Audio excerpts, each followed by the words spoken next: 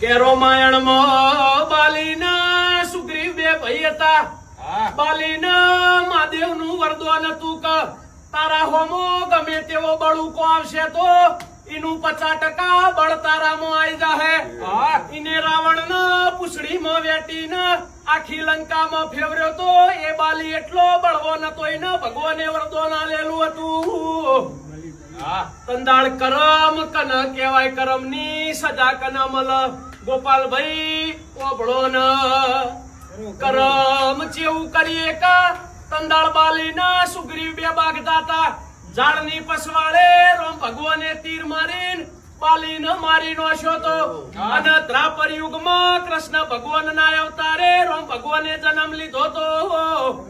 જંગલમાં ઝાડની સોએ બેઠા હતા તંદાળ શિકારીના રૂપમાં. બાલી દ્વાપર યુગમાં પાછો આવ્યો તો. અને શિકારીએ ભગવાનના પગલાના હરણની ઓખ સમજીને તીર માર્યું તું. તંદાળ કૃષ્ણ ભગવાને ઝાડના નેચે દેહ મેલ્યો તો. એટલે કરમ હારા કરશો તો એનું ફળ હારું મળશે. તમે ઓબા વાવશો તો કેરી ખાવા મળશે. બાવળિયા વાશો તો નકરા કોટા વાગશે. એટલે કરમ હારા કરજો, તમારો સંસાર જીવન હારું જાહે મારા ભરુહાના ભગવાન.